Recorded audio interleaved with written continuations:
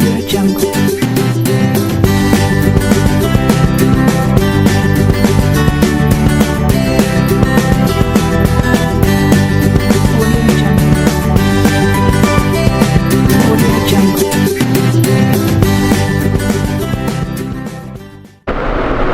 കൂട്ടുകാരെ, എല്ലാവർക്കും ഇന്നത്തെ കിഡ്സ് പ്രോഗ്രാമിലേക്ക് സ്വാഗതം. എൻ്റെ പേര് വാഞ്ചൽ ഷൈജു ജോർജ്. ഞാൻ നിങ്ങളേവരെയും ഇന്നത്തെ ഈ സ്പെഷ്യൽ പ്രോഗ്രാമിലേക്ക് കിഡ്സ് സ്റ്റോറി ടൈമിലേക്ക് സ്വാഗതം ചെയ്യുന്നു. കൂട്ടുകാരെ, കഴിഞ്ഞ പ്രാവശ്യം നമ്മൾ യേശുവിൻ്റെ ജനനത്തെക്കുറിച്ചും യേശുവിൻ്റെ ചെറുപ്പം അല്ലെങ്കിൽ യേശുവിൻ്റെ ചൈൽഡ്ഹുഡിനെ കുറിച്ച് പഠിച്ചു. യേശുവിൻ്റെ സ്നാനത്തെക്കുറിച്ചും സാത്താൻ യേശുവിനെ പരീക്ഷിച്ചതിനെക്കുറിച്ചും അതുപോലെ കാനാവിൽ കല്യാണത്തിൽ യേശു ചെയ്ത അത്ഭുതത്തെക്കുറിച്ചെല്ലാം കേട്ടു. നമുക്ക് ബാക്കി സ്റ്റോറി കേട്ടാലോ? Okay, are you ready? Okay, if you are ready നമുക്ക് ബാക്കി കാണാം. നാം നോക്കിയ കൂട്ടുകാരെ, യേശു തൻ്റെ ശുശ്രൂഷയുടെ പ്രാരംഭത്തിൽ ജെറുസലേമിലെ ദേവാലയത്തിൽ പോയി. അവിടെ പോയപ്പോൾ അവിടെ അനേക വ്യാപാരികളെ കാണുവാനിടയായി, വാണിഭക്കാരെ കാണുവാനിടയായി. അവരൊക്കെയും ആ ദൈവത്തിൻ്റെ ആലയമെന്ന പ്രാർത്ഥനാലയത്തെ കള്ളന്മാരുടെ ഗുഹയാക്കി, വ്യാപാര സ്ഥാപനമാക്കി, പണം ഉണ്ടാക്കുന്ന ഒരു സ്ഥലമാക്കി മാറ്റി. യേശുവിന് അത് കണ്ടപ്പോൾ വളരെ സങ്കടം തോന്നി.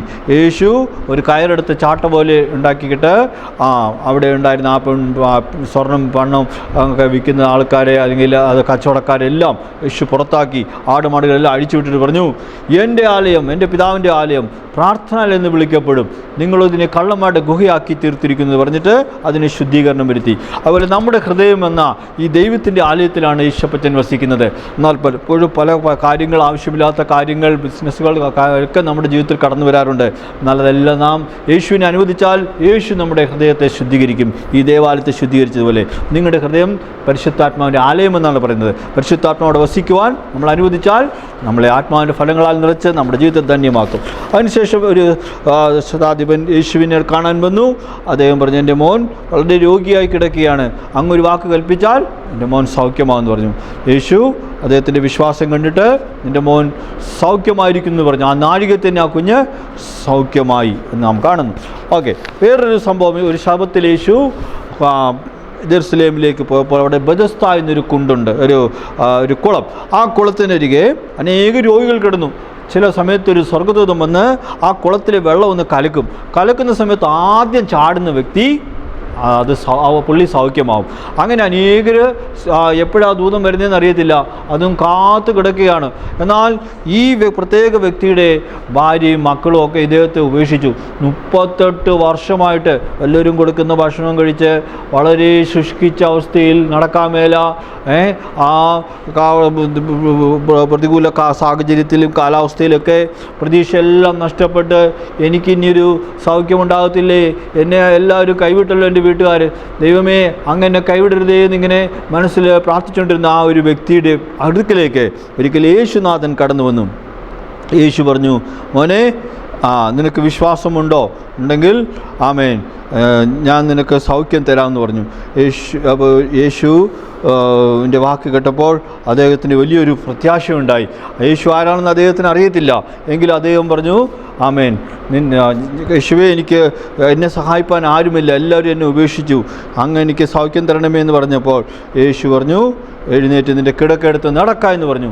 38 വർഷമായി ഒരിക്കലും എഴുന്നേറ്റ് ഇരിക്കാനോ നടക്കാനോ കഴിയാതിരുന്ന വ്യക്തി ആ യേശുവിൻ്റെ ഒറ്റ വാക്കിൽ അത്ഭുതകരമായി സൗഖ്യം പ്രാപിച്ച് പൂർണ്ണ ശക്തി പ്രാപിച്ച് യേശു പറഞ്ഞ പോലെ എഴുന്നേറ്റ് തൻ്റെ കിടക്കെടുത്ത് നടക്കുവാൻ തുടങ്ങി. ആളുകളൊക്കെ അത്ഭുതപ്പെട്ടു. ശബത്ത് നാളിൽ ഈ മനുഷ്യനെ യേശു സൗഖ്യമാക്കി കിടക്കെടുത്ത് നടക്കാൻ പറഞ്ഞു. അതെ, യേശു ചെയ്ത ആ അത്ഭുതം അനേകർക്ക് വിസ്മയമായി. എന്നാൽ ചില പരീക്ഷന്മാർ യേശുവിനോട് പറഞ്ഞു, ശബത്തിൽ ഇങ്ങനെയൊക്കെ ചെയ്യാവോ എന്നൊക്കെ ചോദിച്ചു. അപ്പോൾ യേശു പറഞ്ഞു, ശബത്തിൽ നന്മ ചെയ്യുന്നത് ഉചിതം എന്ന് പറഞ്ഞിട്ട് അനേക രോഗികളെ യേശു സൗഖ്യമാക്കി. അതെ, യേശു ഒരിക്കൽ ഇങ്ങനെ പ്രസംഗിച്ചു പോയിക്കൊണ്ടിരിക്കുമ്പോൾ ഭയങ്കര ജനത്തിരക്ക്, തിക്കും തിരക്കുമായി യേശുവിനെ ഇടിക്കുന്ന രീതിയിലായി. അപ്പോൾ യേശു നോക്കിയപ്പോൾ ഒരു തടാകത്തിനടുത്ത് കുറേ ബോട്ടുകളൊക്കെ കിടക്കുന്നു. അതിലൊരു ബോട്ടിൽ പത്രോസ് എന്നൊരു ചെറുപ്പക്കാരൻ വല കഴുകിക്കൊണ്ടിരിക്കുക. അദ്ദേഹം രാത്രി മുഴുവൻ മീൻ പിടിക്കാനായിട്ട് വല ഇറക്കിയിട്ട് ഒരു കുഞ്ഞു മീൻ പോലും ലഭിക്കാതെ വളരെ നിരാശനായി, അയ്യോ, ഇന്ന് എൻ്റെ ഭാര്യയ്ക്കും മക്കൾക്കും ചെലവിന് കൊടുക്കാൻ ഞാൻ എന്ത് ചെയ്യും? അല്ലേ, പപ്പാമാർ ജോലിക്ക് പോകുന്ന എന്തിനാ? പണം ഉണ്ടാക്കാൻ, കുടുംബത്തിലെ ചെലവ് നടത്താൻ അല്ലേ.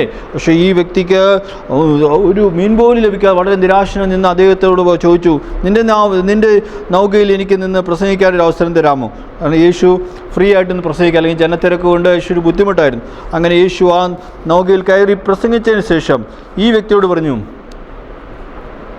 ആഴത്തിലേക്ക് പോയി വലയിറക്കുക എന്ന് പറഞ്ഞു. യേശുവിൻ്റെ വാക്ക് കേട്ടിട്ട് അദ്ദേഹം പറഞ്ഞു, നാഥാ, രാത്രി മുഴുവൻ അധ്വാനിച്ചിട്ട് ഒരു ചെറുമീൻ പോലും എനിക്ക് ലഭിച്ചില്ല, എങ്കിലും നിൻ്റെ വാക്കിന് ഞാൻ വലയിറക്കാമെന്ന് പറഞ്ഞു. അങ്ങനെ പത്രോസ് എന്ന ആ മുക്കുവൻ യേശുവിൻ്റെ വാക്കിന് വലയിറക്കിയപ്പോൾ പെരുത്ത മീൻകൂട്ടം കിട്ടി. അതേ മുക്കുവനായ മീൻപിടുത്തക്കാരനായ ആ പത്രോസിൻ്റെ വിദ്യാഭ്യാസം കുറവായ വ്യക്തിയാണ്. അദ്ദേഹത്തിൻ്റെ ജീവിതശൈലി അത്ര നല്ലതല്ലായിരുന്നു. എങ്കിലും യേശു ആ വ്യക്തിയെ തൻ്റെ വേലയ്ക്ക് വേണ്ടി വിളിച്ചു. യേശു പറഞ്ഞു, പത്രോസേ, എന്നെ അനുഗമിക്കുക, ഞാൻ നിന്നെ മനുഷ്യരെ പിടിക്കുന്നവനാക്കുമെന്ന്. അത് 2 നാവ് നിറച്ച് മീനൊക്കെ പിടിച്ചത് അവൻ്റെ പപ്പായ ഏൽപ്പിച്ചിട്ട് യേശുവിനെ അനുഗമിച്ച് യേശുവിൻ്റെ ശിഷ്യനായി പത്രോസ് മാറി. ആ പത്രോസ് ദൈവത്തിന് വേണ്ടി വലിയ വലിയ കാര്യങ്ങൾ ചെയ്തു, മരിച്ചവരെ ഉയർപ്പിച്ചു. ഒറ്റ പ്രസംഗത്തിൽ 3000 പേരെ വിശ്വാസത്തിലേക്ക് കൊണ്ടുവന്നു, വെള്ളത്തിന് മീതെ കൂടെ നടന്നു എന്നുള്ള കാര്യമൊക്കെ അല്ലേ പത്രോസ് ലേഖനങ്ങൾ എഴുതിയിട്ടുണ്ട്. അപ്പോൾ ഇതുപോലെ ഒരു ചരിത്ര പുരുഷനായി പത്രോസിനെ, ഒരു സാധാരണക്കാരനെ അസാധാരണക്കാരനായി ആരാ മാറ്റിയത്? യേശു. എന്തുകൊണ്ടാണ്?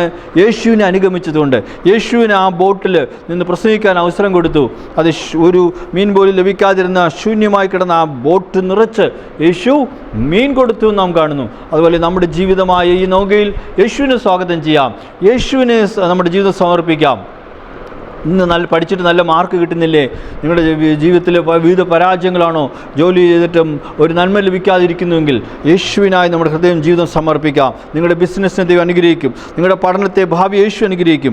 ശൂന്യത്തിൽ നിന്ന് സകലം ഉളവാക്കാൻ കഴിയുന്ന ദൈവം, ഒരു മീൻ പോലും ഇല്ലായിരുന്ന സ്ഥലത്ത് പെരുത്ത മീൻകൂട്ടത്തെ സെക്കൻഡുകളിലൂടെ സൃഷ്ടിച്ച സ്രാഷ്ടാവായ ദൈവമാണ് നമ്മുടെ യേശു. ആ യേശു നമ്മുടെ ജീവിതത്തിൽ അത്ഭുതം ചെയ്യും. ആർക്കെല്ലാം അതുപോലെ അത്ഭുതം കാണണമെന്ന് ആഗ്രഹമുണ്ട്?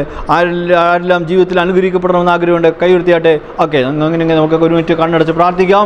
സ്നേഹനാ ദൈവമേ, ഇന്ന് ഞങ്ങൾ കണ്ടു കർത്താവേ, അവിടുന്ന് എപ്രകാരം ഹല്ലേലൂയ ദേവാലയത്തെ ശുദ്ധീകരിച്ചു എന്നും അങ്ങനെ കർത്താവേ ആ ഒരു കർത്താവ് ശതാധിപൻ്റെ മകനെ ഞങ്ങൾ സൗഖ്യമാക്കിയെന്നും അതുപോലെ കർത്താവേ സ്തോത്രം ഹല്ലേലൂയ കർത്താവേ ഞങ്ങൾ കേട്ടു എങ്ങനെ കുളക്കരയിൽ കിടന്ന 38 വർഷമായ രോഗി അങ്ങ് സൗഖ്യമാക്കിയെന്നും അതുപോലെ പത്രോസിൻ്റെ ജീവിതത്തിൽ അവിടുന്ന് എങ്ങനെ അത്ഭുതം പ്രവർത്തിച്ച് അങ്ങയുടെ വേലക്കാരനായി ശിഷ്യനെ അവനെ മാറ്റിയെന്നൊക്കെ കേട്ടു. പ്രകാരം കർത്താവ് ഞങ്ങളുടെ ജീവിതത്തിലും കടന്നു വരണം, ഞങ്ങളുടെ ജീവിതത്തിലെ ശൂന്യതകളൊക്കെയും മാറ്റണം. ഞങ്ങൾക്കും ഇതുപോലെ അത്ഭുതങ്ങളുടെ അടയാളങ്ങളുടെ ജീവിതത്തിൽ ആരെങ്കിലും ഞങ്ങളിൽ രോഗിയാളെ കിടക്കുന്നുവെങ്കിൽ കർത്താവിൻ്റെ വചനം വെച്ച് സൗഖ്യമാക്കണമേ. ഓരോ കുടുംബങ്ങളിലും ദൈവത്തിൻ്റെ അദൃശ്യകരം നീട്ടണമേ. എല്ലാ ബന്ധനങ്ങൾ, രോഗങ്ങൾ സൗഖ്യമാകട്ടെ. കർത്താവെ, അങ്ങേ എഴുന്നേറ്റ് നാം മഹിമപ്പെടുത്തുവാൻ, അങ്ങയുടെ നാമത്തെ ഉയർത്തുവാൻ ദൈവം സഹായിക്കണമേ. കർത്താവെ സ്തോത്രം. പത്രോസിൻ്റെ നൗകയിൽ വന്ന യേശു ഓരോ കുഞ്ഞുങ്ങളുടെയും ഞങ്ങൾ ഓരോരുത്തരും ജീവിതത്തിൽ വന്ന് ഞങ്ങളുടെ കുറവുകളെ നിറവാക്കണമേ.